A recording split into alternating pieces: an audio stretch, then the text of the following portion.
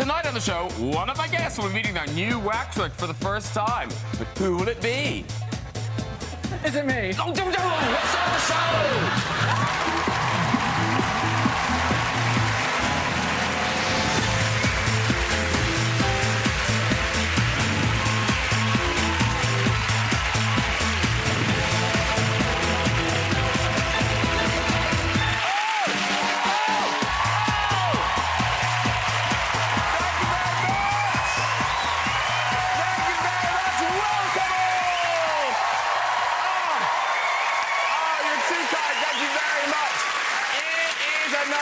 Sofa tonight, Britain's most famous detective, Sherlock star Benedict Cumberbatch on our show. The funniest woman in Britain, Miranda Hart, is here. One of my favourite actors, Timothy Spall, is joining us. Plus, we have music from the fantastic Maroon 5. I know. Maroon 5. They're cool. They're hella cool. Yeah. Now, I can't wait to show Benedict his waxwork. It was good, wasn't it? That was good. It does. It looks really like him. It's going to be in Madame Tussauds. In fact, they're going to have to move my waxwork to make room. I wonder where they'll put it.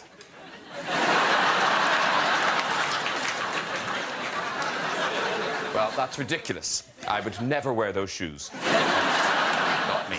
I was talking to Benedict about his new film, The Imitation Game, where he... yes, let's whoop it.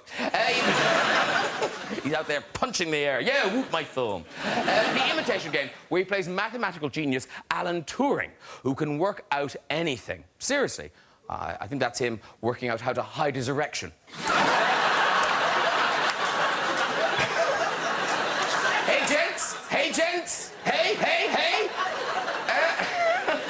Ooh, those pesky bus rides. Now, Turing was a computer genius. Do you know, he was the first man to discover that this very important number, when turned upside down, spells boobies. Yeah. It was him. It was him. And great to have Timothy Spall on the show. Yeah, his new film is Mr. Turner. Mr. Turner. Now, that's Turner working on one of his famous paintings. Look at that intense concentration. And here's the final effort. Nailed it! I must say, though, I first loved Timothy in Auf Wiedersehen, Pet. Hilarious show all about builders. I used to watch it for the crack. I did. Yeah. Let's get some guests on! Later with the music from Maroon 5! The first is the all-rating of Timothy Spall! Hello, sir!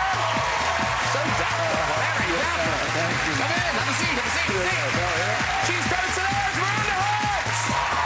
Oh! Hello again. Somebody greeting. Hello, Timothy Miranda. Hello. And accept no invitation, it's Benedict Cumberbatch! The real thing, everybody! The real thing!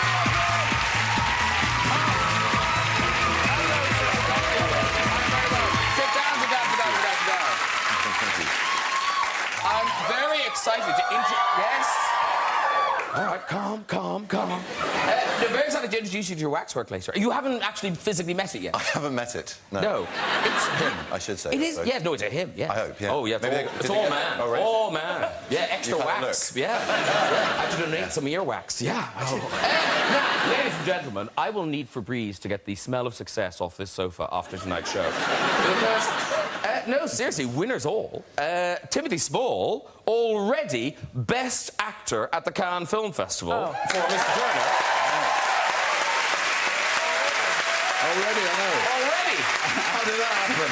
Already? No, seriously, you are terrific at Mr. Turner. And it was so sweet. I don't know if you saw any footage of this bit, but you blubbed throughout. I did, yeah. Yeah, which is adorable. Yeah, I was really drunk. I was overcome. You know, I really didn't expect it. And I wrote a bit of a speech on my iPhone. And when I got it out, it said low battery. I said, oh, shit, I've got to get on with this. And it went off to make it up. So I spoke for hours and thanked everybody, you know, even the hamsters that I didn't get for Christmas. I would say. And Miranda Hart, oh, well, see ya. You're all Hollywood now, aren't you? You're in a Hollywood movie, an actual Hollywood movie. I did my first film this year, yes. Yes. Very exciting. Yeah. But these guys are all... I'm still keeping it real on the coalface television. I'm all about the TV Choice Awards. I'm coming for the third next year. It's the people's choice, guys. It's sponsored by Daz. I'm all about it. I'm still in TV. Now, Benedict, you haven't won an Oscar yet, but last year you were part of the Oscar-winning film. Yeah, I was, 12 Years which was an amazing honour. I mean, that night is so extraordinary in itself, but to sort of crown it all with that was very special, and for such an extraordinary film, it was amazing. And great to kind of get up on stage at the end. And, yeah, absolutely. Yeah. I mean, it's so... Me too, I'm in it! Exactly. I'm glad I did my photobomb earlier on rather than then. Well, this is the weird thing. Yeah. Like, at the beginning... Like, how overexcited must Benedict Cumberbatch be that at the beginning of the evening, he did this?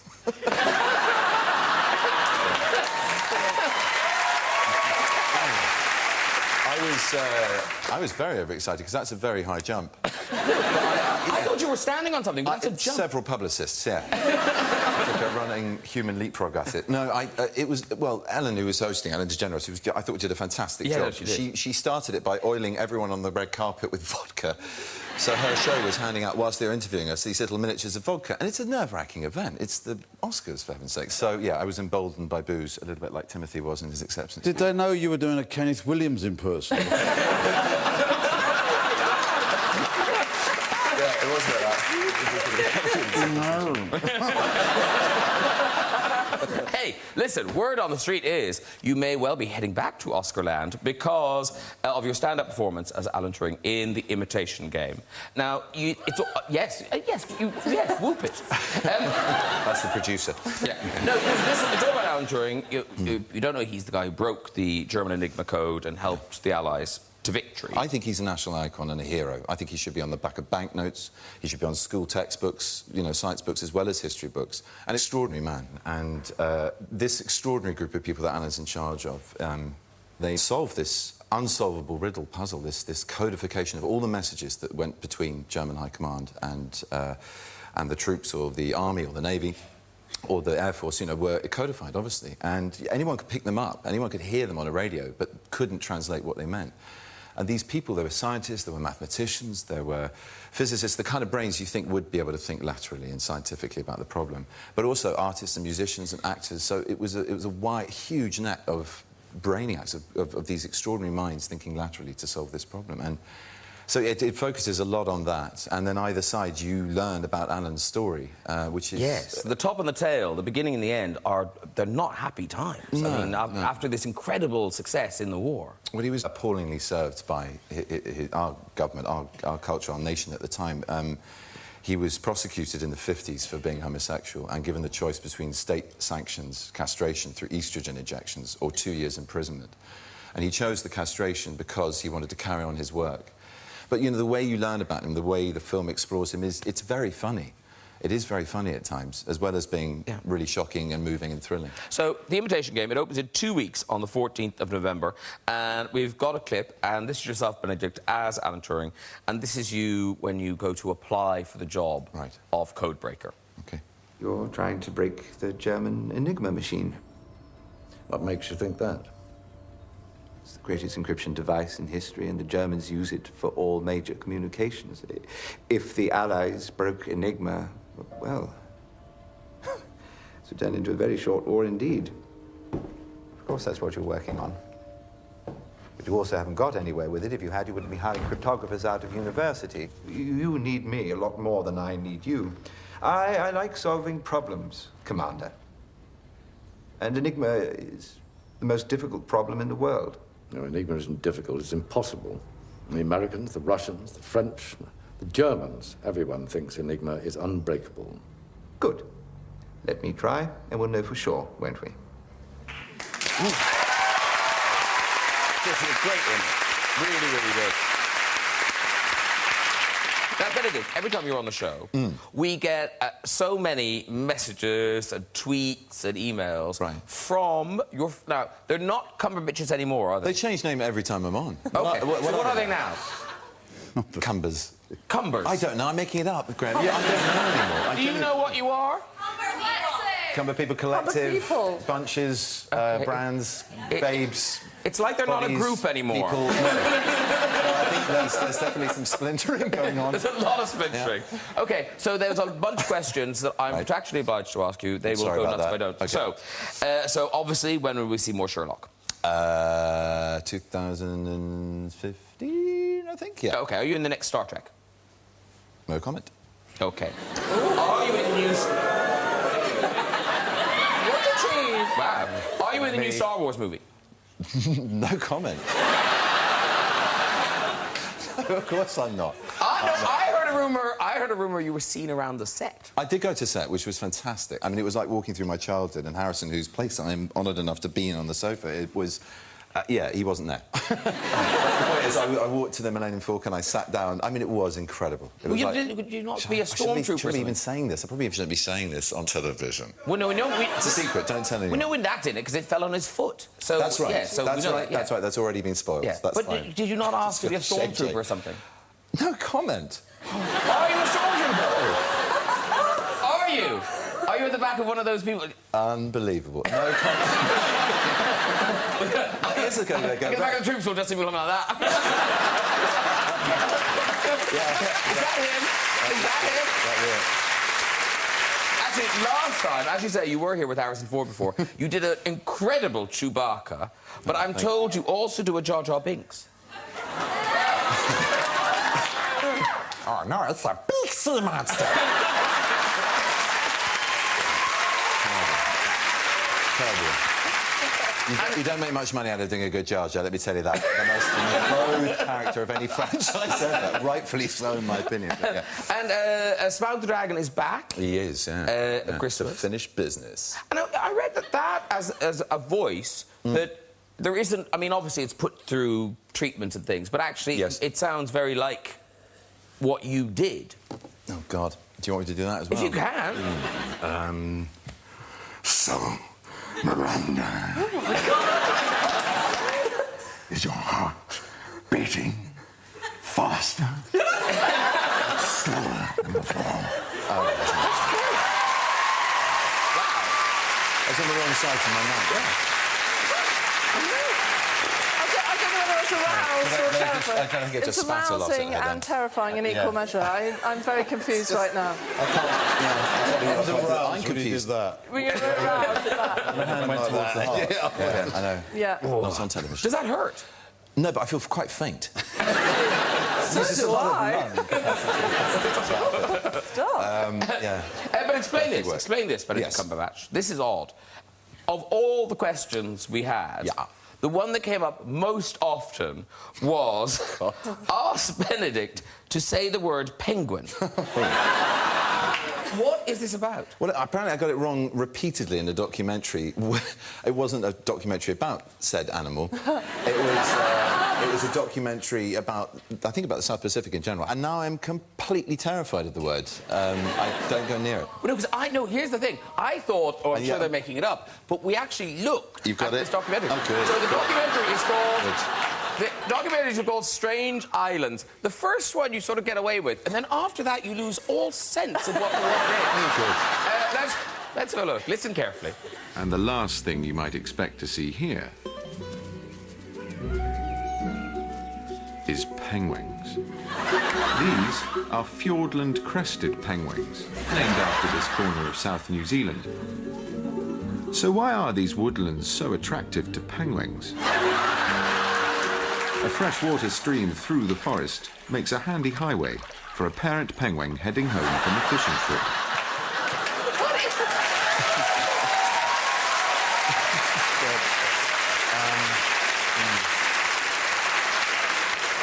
The funny thing is, you don't do this in isolation. You have a team of, natural history experts based in Bristol, funded by you, the tax-paying public.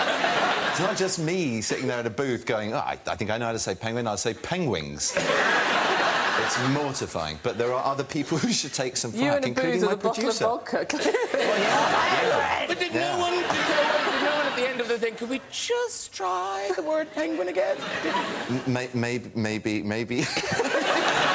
they just gave up. I honestly don't know. But then what I love is, in the way that life is, how special that Benedict is now starring as a wolf in this film.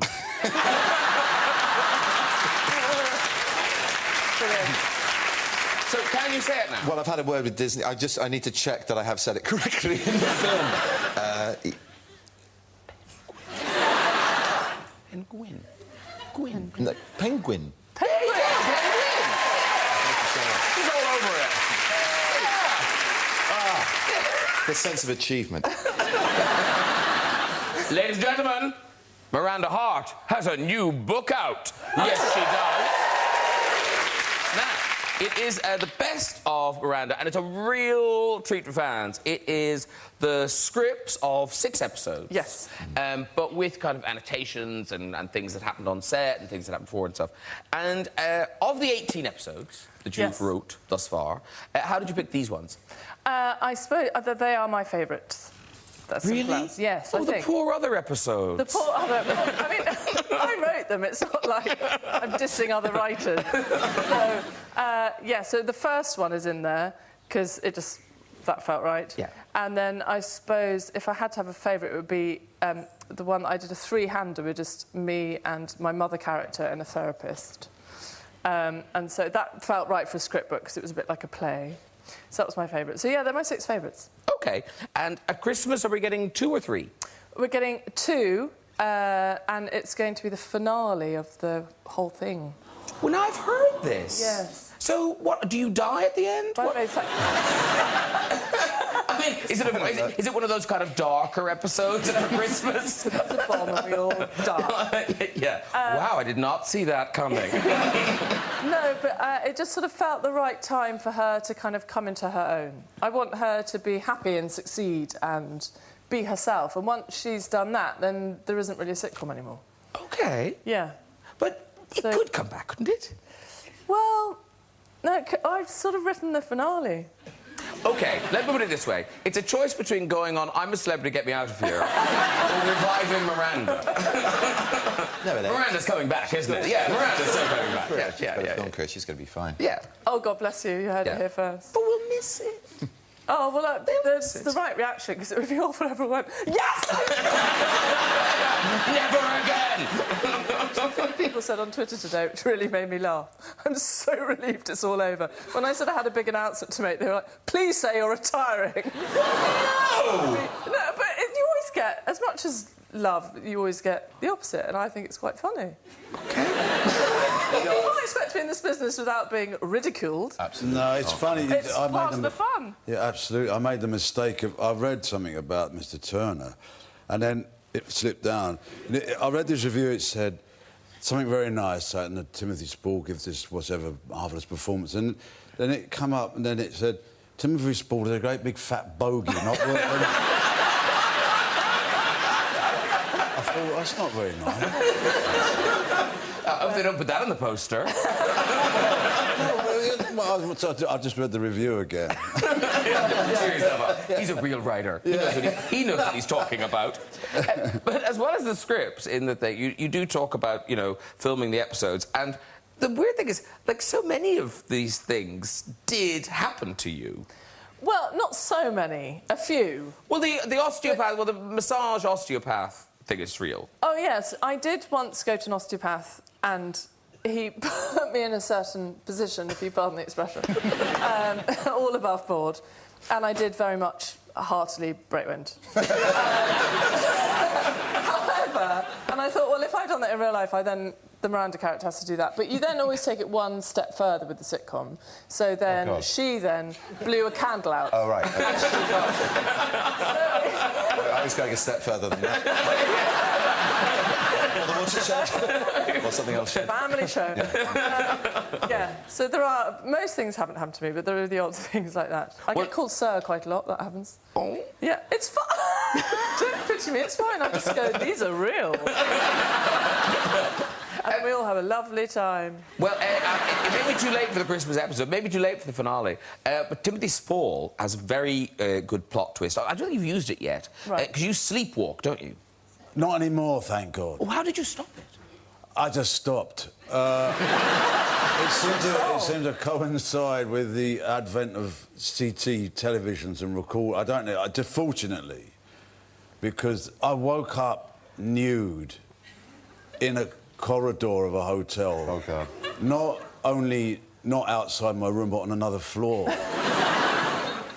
And I had to go downstairs to the foyer that had a great big picture window, right? And I could see people going to work, coming back from work in cars. And I had to walk like this over to the desk. There was nobody there, and there was a domed bell on it. Now, how am I going to ring that bell without attracting attention to myself and attract attention to myself? And a man came out, and he said, "Good evening, sir. Can I help you?" I said, "I've locked myself out of my room." He said, "Come with me," and I had to follow him the walk of shame. The people looking in cars like this, on a little fat man behind us, walking this. And as I went, he showed me back into my room. He said, "Hey, I said, will you be having a newspaper in the morning?" That's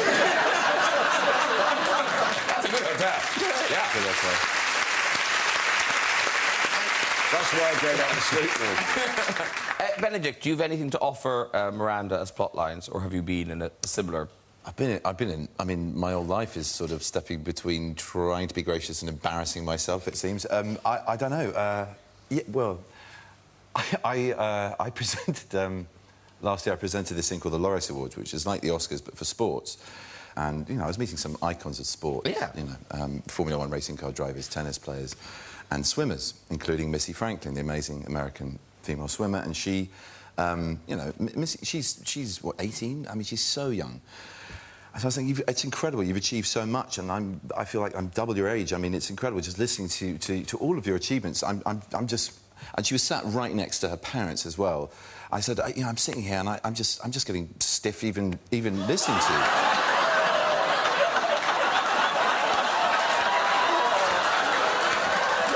I didn't have that moment. I didn't have that pause. But I heard behind me. I heard a friend of mine, Julian, who was in the audience, laugh. Literally like a sort of volley go coming like that. And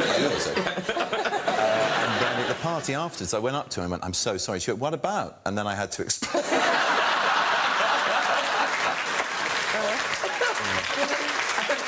It's one of those weird apologies where you have to go, "I wasn't stiff at all." Oh. Miranda, you've just finished this huge tour of arenas. Yes. Massively successful. Wow. Now, you do a bit in the show about walks, different walks that you've observed in life. Yeah. So I do a whole thing about walks. OK. And I think the king of all walks is when you walk purposefully in one direction and, say, out of a shot, you sort of walk purposefully in one direction, you immediately realise you're going in the wrong direction. But you can't suddenly turn around because that would look really odd. And we've all felt that, and so we all turn it into something. Like, do you want me to demonstrate? Please demonstrate, yes, we love it. Oh, on its feet, on its feet. Let's just get it on its feet. Here? Well, yes, along here. So you would walk purposely like that, realise you're going in the wrong direction, and then you have to look at your watch and go, "Oh, right.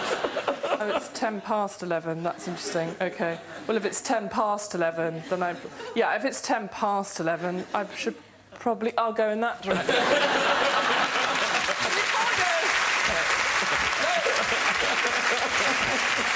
It's hard. Out of context, it's hard. You have the best... But there are loads of walks. But you have the best walk of all in the show. You talk about the ultimate walk. Oh, the ultimate walk is the pop star walk. Yes. That Beyoncé nails, which I attempted to do in my show. Please show us the ultimate walk. So I'm not asking. That's for Ben. She's up. She's up. So you have to be very careful because it's a sort of one foot in front of the other walk, right? Sort of like this. But you have to be careful to do it right, because if you do it wrong, you might do it like this, and then you do a walk that looks like you're scratching an awkward itch. What's that? You know that when you think, "Oh God." Yeah. Do you want some music to demonstrate it properly? Do you want some Got music? Crazy in Love. Yeah, yeah. Oh, here we go, here we go. Need to... Okay. That's the walk. What's that?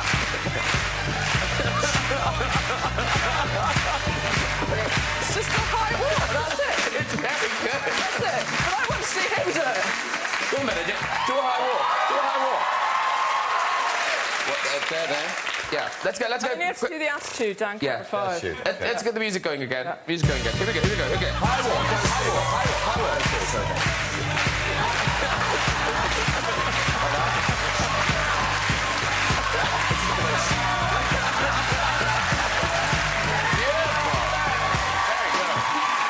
Do you want to go, Kennedy? What's that?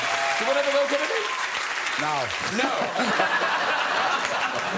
Timothy's watched the others, thought about it, and gone, no, I don't. It's a bit more scratching an awkward itch, I'm not going to lie to you. Was it really?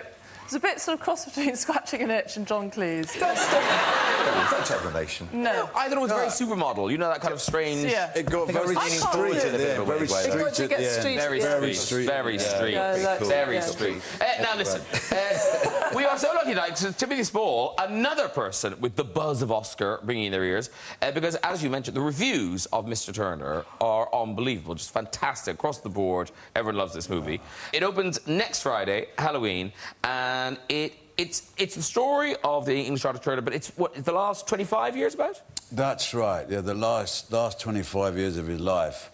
And that was somewhat dictated by the fact that I'm the age I am and to have started much earlier. I mean, you know... Skipping down country lanes. Doing a Beyonce walk.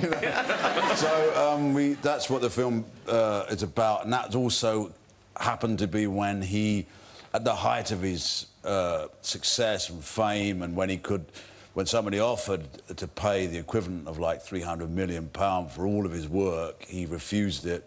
And he's painting at his most revolutionary, at his most decrepit, which is quite an interesting combination. And in this film, because I think normally in a biopic of be it an artist or a musician or whatever, there's that kind of slightly awkward cutaways to kind of hands, or playing a piano or doing the thing. But in this, you paint Turner paintings. Well, yeah, I spent.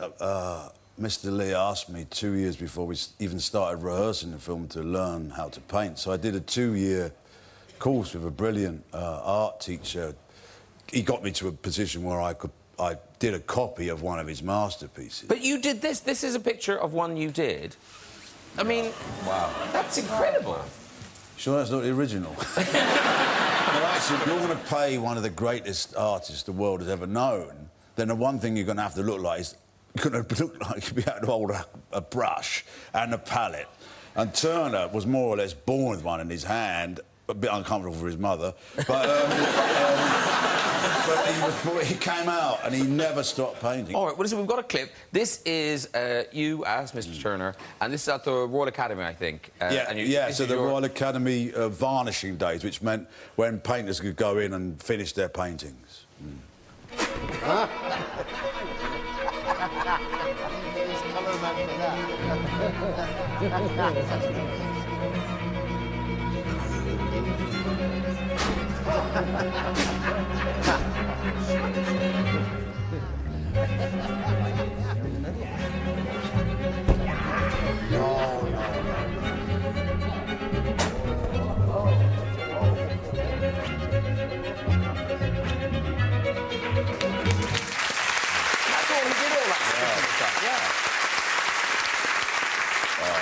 No, that was an easy bit because I didn't have to say anything. No, that was like having given it a right seeing to. That was that. When he painted, it was a very visceral, physical thing with him, you know. I mean, so that's what we think. No, we weren't there when he was doing it originally. He's an extraordinary actor, and that film, it's three masters in one. It's Turner, it's Mike Leigh, and it's him. I mean, nice. Oh, nice. It's true. That is good. Listen, I know this is not flattering. I've grown up watching this, man, and it's the truth. The way Mike Leigh works, the integrity of actors and director trying to bring these stories to our lives, whether they're well-known people or whether they're fictionalised characters, is extraordinary. It's the kind of work we all sort of wish were capable of doing all the time. And I really look up to it. It's You as a brilliant. He's an absolute darling, isn't he? He is stiff just talking to him. But here's the thing, Tim. So you're in this movie telling this story, but your own story is extraordinary because, oddly, it was 18 years ago, the last time that Mike Leigh was getting all his prizes at Cannes for Secrets and Lies. You were given... I mean, were you literally told you had 3 days to live? I found that out. They didn't tell me then, but they found out. They told me later when I didn't die that's how long I had to live. They were that kind. No, I had my linen suit sitting on my stove all ready to go. I was diagnosed with leukemia the day before I was supposed to go to Cannes. And when I saw them coming down the red carpet at the Palais de at Cannes, I was having my first chemo stuck directly into my heart while I was watching this going on. God. I mean, it was nice because they were winning prizes, so at least there was something out there while I was sort of doing an impersonation of trying not to peg it, which I've managed to achieve. But no, it was the irony and the juxtapositioning of that wasn't lost on me, I have to say. But presumably, having literally been given your time's up thing. Yeah. The last 18 years, are you like a different person after that? Well, yeah, I mean, what it does give you is an acute sense of knowing what is and what isn't worthwhile, What it does, it gives you a bigger intolerance of bullshit, but a much more open mind, So what is good...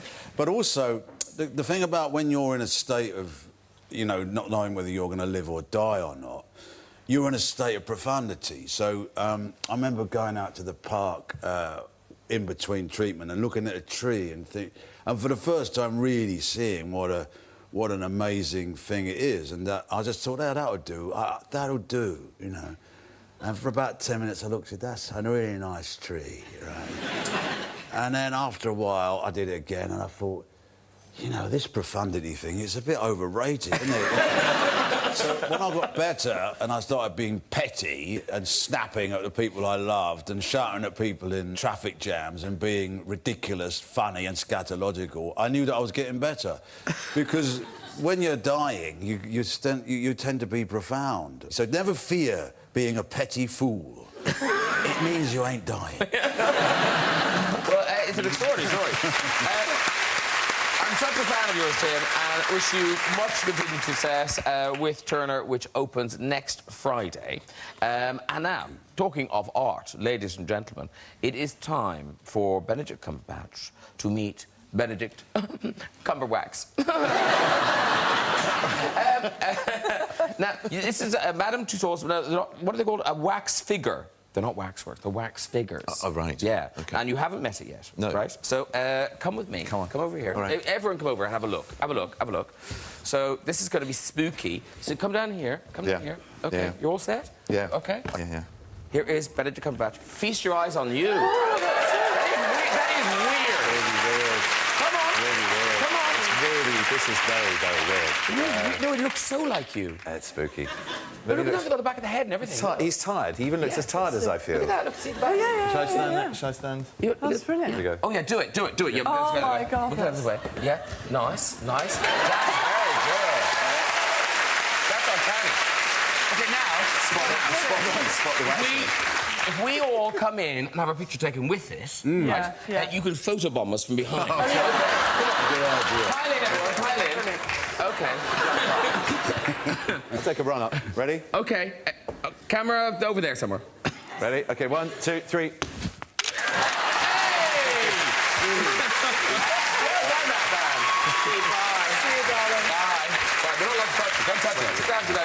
It looks much better than the one... I went to a waxworks once in Great Yarmouth, it's no longer there. And it had one of... it was supposed to be Michael Jackson, but it was about this big. And I think it used to be Sammy Davis Jr. Different wig on him. I put his underpants on outside his truck. I said hi to that backstage. Did you? You got confused? you thought he's so standoffish. Yeah. Oh, he's changed. I don't know if to take that as a compliment or not. And then my makeup artist went, why is Benedict Cumberbatch just stare? What's he staring at? I'm not joking. Right, it's time for music. Before we hear this week's stories in the big red chair, ladies and gentlemen, the song is Animals, the album is V, the band is Maroon 5.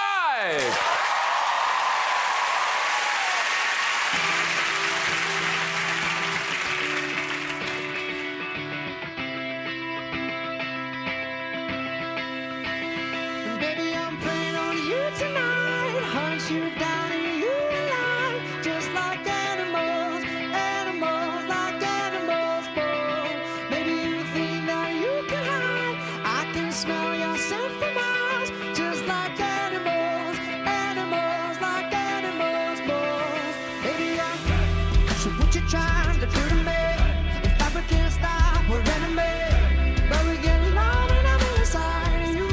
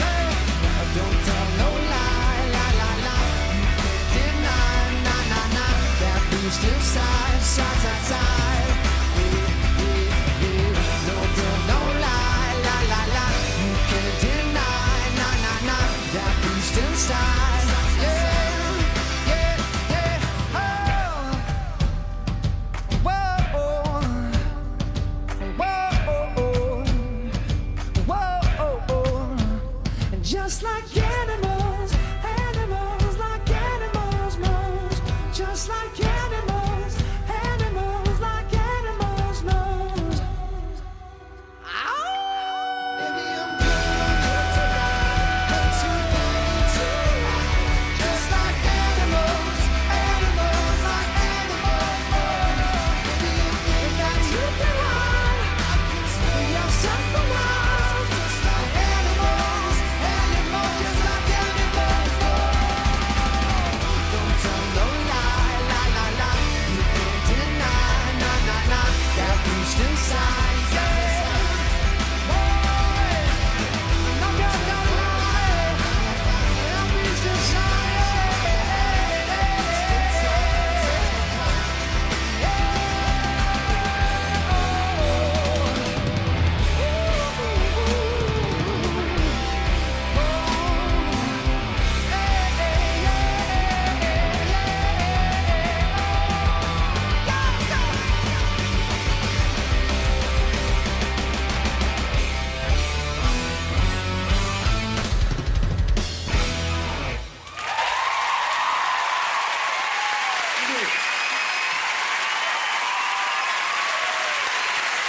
Maroon 5, hooray! Adam, you coming over? Come on over, Adam dearie. Big jump, sir. Well done. Very good. Adam B. Very good. Benedict Cumberbatch. Do you want to sit here? That's Timothy Spall, Miranda Hart, Benedict Cumberbatch. Hello, hello, hello, hello. Hi, hi, hi. Now, so you are the representative of Maroon 5 on Earth. Yes. Yes. Now, that's from the new album, which is V. You know, I forgot what the initial intention behind the V was, as if it was 5 or V or we. I kind of lost track of what it meant. So, whatever you want it to mean, it means. Okay. Yeah, okay. I'll go with V. That sounds great. Yeah, no, that's the album V. And now you're doing tours. May 26th, 28th, Wembley Arena, Birmingham LG Arena, May 31st, and then June the 1st at Manchester Arena. And then, is it a world tour? It is a world tour. It is. And thank you for knowing the dates, because I did not know the exact dates. I really appreciate that. I don't really know the dates. Now, here's the thing. I think it's a weird time. It's a weird time in Adam Levine's life because for the last... That's me. Yeah, because in the last year, you have been the sexiest man in the world. And that's coming to an end now. It was a good year. Timothy Spall's up next. We're working down the couch. I haven't got my application form. And we must just mention your incredibly beautiful wife. She Yeah. is... We met. She mentioned. No, she's beautiful inside and out. How long have you been married? A few days, I think. A couple of months. A few months. It's been unbelievable. Yeah, don't just go with a few months. Be specific. Like, I think women like to know that you know how long you've been... 19th of July was... Very good. Well done. Good husband. Good husband. My birthday. Thanks for that. Oh. Weird. I just wanted to bust into the conversation. It's my birthday on the 19th of July. So.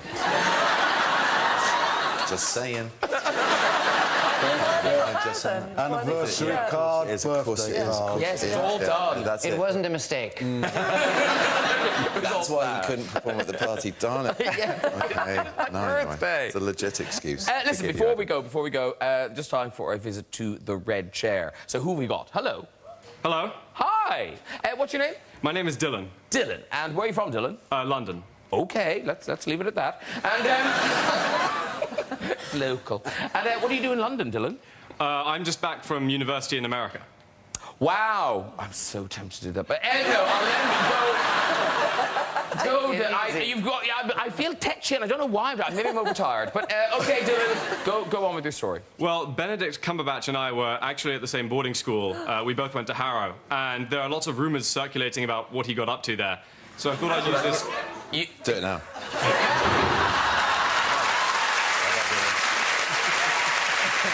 I've got your back. I've got your back. You didn't, I had it. So just sat with it now. They were just sitting down. The waxwork. All right, who's next? Hi, Graham. Hello, how are you? I'm good. What's your name? Jessica. Jessica, lovely. And what do you do, Jessica? Oh, dear, they asked me this earlier. I'm a real estate sustainability consultant.